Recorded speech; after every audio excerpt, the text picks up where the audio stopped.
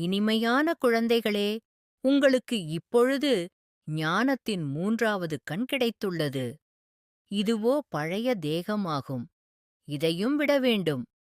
மோகம் எல்லாவற்றிலிருந்தும் அறுபட்டுக் கொண்டே போகும். ஒரே ஒரு கீதையில்தான் ராஜயோகத்தின் வர்ணனை உள்ளது. தந்தை வந்து ஒரு தர்மத்தின் ஸ்தாபனை செய்கிறார். மற்றவை படைப்பு ஆகும். அவற்றிலிருந்து எதுவும் கிடைக்க முடியாது. தந்தை கல்ப கல்பமாக வந்து மனிதனை தேவதையாக ஆக்குவதற்காக கற்பிக்கிறார். மனிதனிலிருந்து தேவதையாக கூடிய குழந்தைகளிடம் தெய்வீக குணங்கள் தென்படும். தினமும் உங்களது கணக்கைப் பாருங்கள். தேக அபிமானம் அறுபட்டு விடுவது மிகவும் கடினமாக உள்ளது. தன்னை ஆத்மா என்று உணரும் பொழுதுதான் தந்தை மீதும் அன்பு போகும். இப்பொழுது சிறிய தாமதம் உள்ளது. நிறைய குழந்தைகள் வந்து கற்பார்கள்.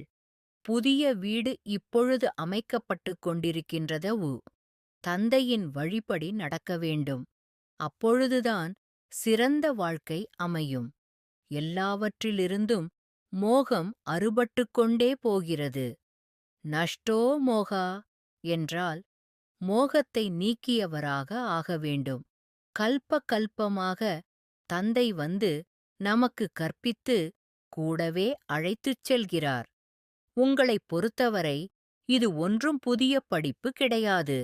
கல்ப கல்பமாக நீங்கள்தான் படித்துக்கொண்டே வந்துள்ளீர்கள்.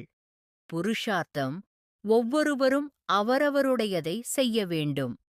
இப்பொழுது தங்களை சதோ பிரதானமாக ஆக்க வேண்டும். நம்முடையது என்று எதுவுமே இல்லை.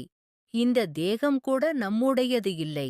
வானப்பிரஸ்த நிலையில் செல்வதற்கான சமயம் சமீபத்தில் வந்து கொண்டிருக்கின்றது. சொல், சிந்தனை மற்றும் செயலை சமமாக ஆக்குங்கள். சதா பரமாத்மாவை சந்திக்கும் விளையாட்டில் பிஸியாக இருப்பார்கள். ஒரு தந்தையுடனான சந்திப்பை கொண்டாடுவார்கள். மனதை மௌனமாக வைத்திருப்பவர்களே உள்நோக்கு முகமுடையவர்கள் ஆவார்கள். வீணான சங்கல்பம் செய்யாமல் மனதை மௌனமாக்க வேண்டும். நல்லது. மன்மனாபவ. தன்னை ஆத்மா என உணர்ந்து ஆத்மாவின் தந்தையான பரமாத்மாவை அன்போடு நினைவு செய்தால் ஆத்மாவில் இருக்கும் 63 ஜென்மங்களின் பாவ கர்மங்கள் அழிந்து போகின்றன. ஓம் சாந்தி.